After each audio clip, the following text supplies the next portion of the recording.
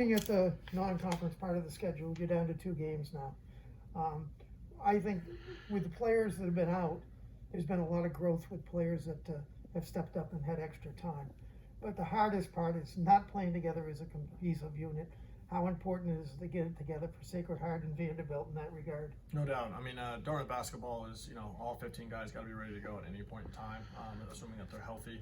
I think this non-conference, we've kind of defined some roles. We've allowed guys to kind of, get outside their comfort zone a little bit and define who they want to be as players as well within the team construct. Now we have some guys that are hurt, that are coming back, rotational players, starters. Guys who are getting a lot of minutes. We're going to have to try to integrate them back into what we do. So Sacred Heart's going to be a really big game for us. Vanderbilt's going to be a really big game for us as we prepare for Ivy League play. But those are two definitely winnable games if we stick to Dartmouth basketball. And so we got to continue to not only define, but also redefine with those guys coming back. No doubt about it. Dartmouth basketball has been in your blood for so long.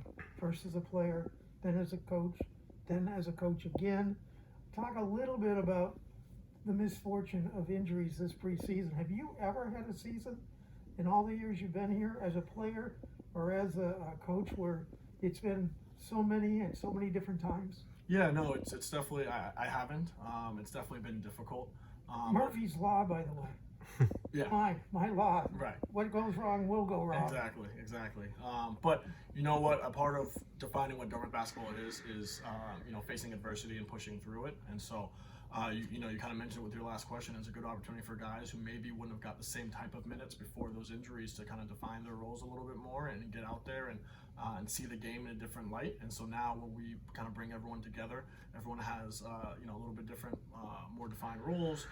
We get a little more comfortable playing in those spots, in those minutes. And I think it's going to be better for us in the long run. But for right now, yeah, adversity is tough, but you got to push through. And as we always say, no one really cares, right? Outside of you guys, the 15 in our locker room, the coaches, the staff members, our department, no one really cares. So you got to push through anyway, and you got to try to put yourself in the best position to get wins. We talked to Coach last time. We talked about gray hairs with turnovers and shooting woes. And obviously, there's no question in my mind that this team has the ability to shoot better, that this team has the ability to have less unforced turnovers. Sometimes when they're forced, that's a different story when the other team creates it. But what do you think needs to be done to, it just seems to be a dilemma at this time in both those areas.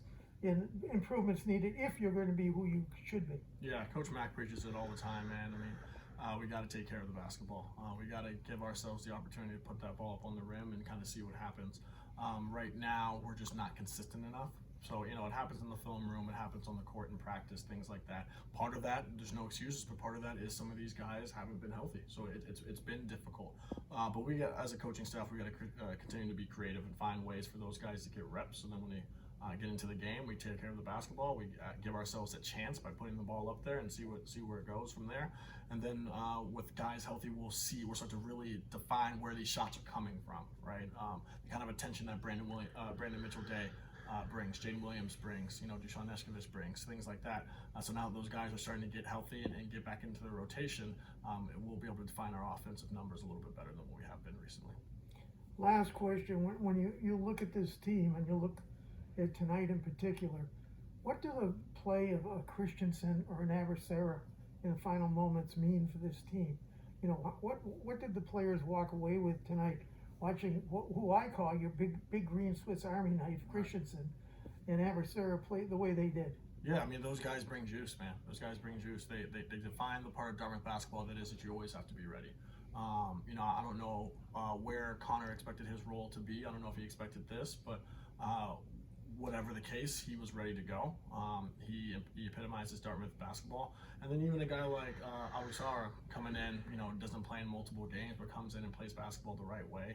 He's a good player. We all recruited all these guys. Coach Mack recruited these guys for specific reasons. So finding a way to kind of stay within yourself, but also and play to your strengths, but also play Dartmouth basketball. Coach Mack preaches that day in and day out. So those guys are ready, and you can see how it energizes our bench and energizes our program. So we're going to continue to stress that these guys stay ready, whether it's Connor, whether it's Isaiah Robinson, whether it's Cade Haskins, whether it's Robert McCray, the third, it doesn't matter.